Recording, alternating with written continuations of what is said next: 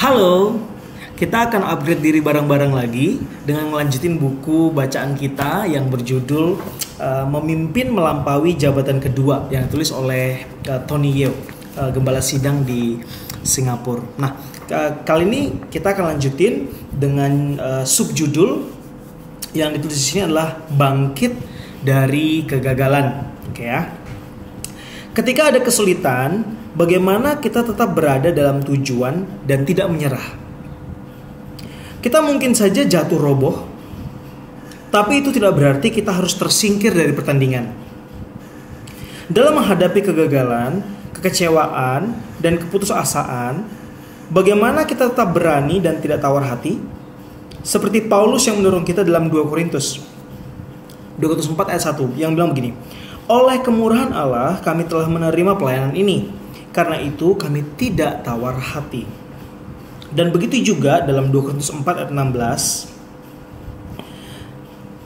sebab itu kami tidak tawar hati, tetapi meskipun manusia lahiriah kami semakin merosot, namun manusia batiniah kami dibaharui dari sehari ke sehari.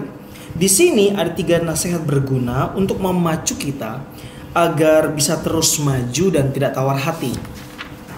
Yang pertama, menghargai sifat mulia suatu pelayanan. Karya Tuhan tidak pernah statis, tidak pernah begitu saja. Dia selalu melakukan sesuatu yang baru. Dia selalu berusaha melakukan transformasi, walaupun seringkali tidak jelas pada awalnya. Karyanya di dunia ini belum tergenapi. Jangan remehkan proses itu dengan menyerah terlalu cepat. Dalam 2 Korintus 4 ayat 1 kata oleh karena mengacu pada pasal sebelumnya di mana Paulus membandingkan perjanjian yang baru dengan perjanjian yang lama. Perjanjian yang baru ini adalah roh yang memberi hidup dan kebebasan. Hal ini lebih mulia daripada yang lama, sebuah pelayanan kebenaran yang akan mengubah kita secara radikal. Jangan tawar hati sebelum Allah menyelesaikan pekerjaannya, memperbaharui diri kita dan mereka yang kita layani. Yang kedua, yang pelajaran yang kita bisa dapat adalah menyerah kepada kuasa Allah ketika kita lemah. Paulus memikirkan setiap situasi sebagai kesempatan bagi kuasa Allah melalui Kristus untuk ditunjukkan dan diperlihatkan. Bahkan kegagalan manusia dapat diubah menjadi peluang yang dipimpin Allah untuk kemuliaannya. 2 Korintus 4 ayat 7 mengingatkan kita begini, tetapi harta ini kami punyai dalam bejana tanah liat, supaya nyata bahwa kekuatan yang melimpah-limpah itu berasal dari Allah, bukan dari diri kami. Di saat kita sedang lemah dan tidak berdaya, saat itulah saat yang sempurna untuk bergantung penuh pada Tuhan, memohon kekuatannya.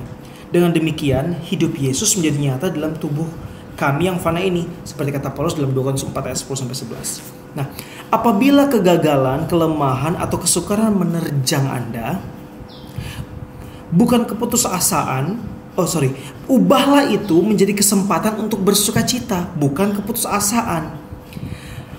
Dan sebaliknya, membiarkan Tuhan menunjukkan kepada kita apa yang mampu Dia lakukan terhadap harta dalam bejana tanah liat ini, dan menyatakan diri Allah dalam tubuh kita yang fana ini.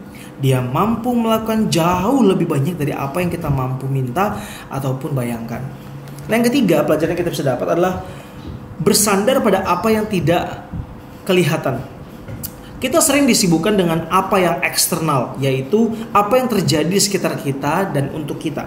Namun Allah lebih peduli dengan apa yang terjadi dalam diri kita. 2 Korintus 4 ayat 16-18 memberitahukan kita, sebab itu kami tidak tawar hati, tetapi meskipun manusia lahiriah kami semakin merosot, namun manusia batiniah kami dibaharui dari sehari ke sehari. Sebab penderitaan ringan yang sekarang ini mengerjakan bagi kami kemuliaan kekal yang melebihi segala-galanya, jauh lebih besar daripada penderitaan kami. Sebab kami tidak memperhatikan yang kelihatan, melainkan yang tak kelihatan. Karena yang kelihatan adalah sementara, sedangkan yang tak kelihatan adalah kekal. Tentu saja, itu tidak berarti Tuhan tidak peduli dengan apa yang dilihat dan terlihat agar kita bisa memahaminya. Sebaliknya, pada intinya adalah Allah lebih tertarik dalam mengubah kita dari dalam keluar. Bukan hanya bagian luar saja, Meskipun manusia lahiriah kami semakin merosot, namun manusia batinnya kami dibaharui dari sehari ke sehari. Setiap pencobaan dan penderitaan yang mungkin menyerang kita saat ini hanya penderitaan ringan dalam tanda kutip, yang sekarang ini mengerjakan bagi kami kemuliaan kekal yang lebih segala-galanya. Ketika kita bersandar pada apa yang tidak kelihatan, maka perspektif kekekalan ini bertahan dan jauh lebih menjanjikan daripada apa yang dapat ditawarkan oleh dunia kita ini. Jadi, jangan tawar hati, tetapi dengan anugerah ilahi Allah, terus maju dan arahkan pandangan kita terfokus pada peluang-peluang kekekalan, karena ada begitu banyak lagi yang akan datang.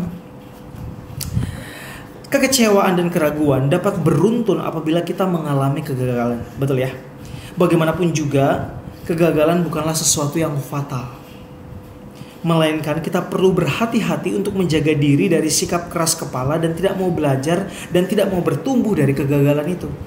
Kita juga harus berhati-hati agar tidak meremehkan atau menolak karakter Allah dengan menolak percaya bahwa Dia mampu mengampuni kita, betapapun parahnya kegagalan yang telah kita lakukan. Kita tidak boleh sekalipun menganggap Allah sudah selesai dengan kita. Ada suatu kebutuhan bagi gereja untuk memahami karakter Allah dan cinta kasih-Nya kepada kita. Bukan penghukuman yang diberikan, tetapi Bapa kita rindu mencurahkan anugerah-Nya terus-menerus dan tanpa syarat, yang membuat penebusan dan transformasi itu mungkin terjadi. Tidak ada kegagalan yang terlalu besar yang dapat menghambatnya untuk mencurahkan berkat-Nya dalam hidup kita. Seorang penginjil Amerika bernama Anne Graham Lotz, anak perempuan dari Billy Graham, menuliskan dengan begitu indahnya dalam bukunya yang berjudul The Magnificent Obsession, obsesi yang megah.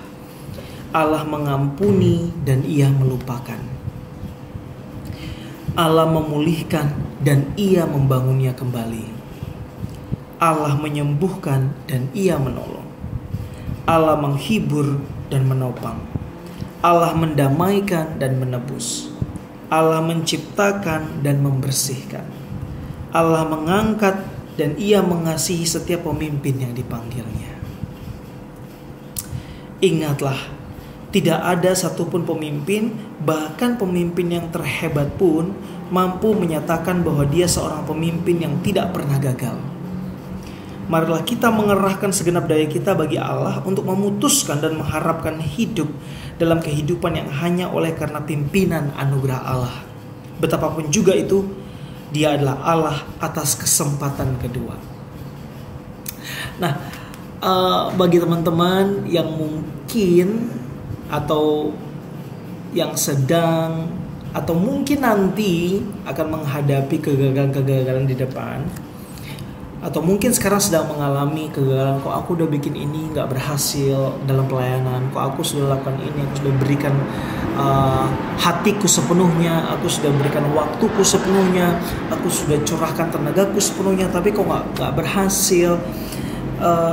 Ingatlah, tadi satu bagian ini sangat bagus. Kita kadang-kadang sering berpikir atau berfokus hanya perubahan dari luar, perubahan yang ingin kita lihat. Padahal Allah itu bukan hanya peduli pada apa yang terjadi, perubahan yang terjadi di luar, tapi juga Allah peduli dengan perubahan yang perlu terjadi dalam diri kita. Allah ingin mungkin membentuk lebih bagus, lebih sempurna karakter kita. Allah mungkin ingin membentuk cara kita, cara berpikir kita, hati kita, komitmen kita, atau mungkin Allah ingin membentuk pandangan kita untuk kita bertemu atau berurusan dengan orang. Jadi ketika kita mengalami kegagalan demi kegagalan, percayalah bahwa Tuhan mengasihimu dan Tuhan yang sudah memilihmu akan terus mengerjakan pekerjaannya melalui dirimu. Asalkan kamu mau belajar, kamu mau terbuka, kamu mau tidak meremehkan dan menolak ajaran Allah.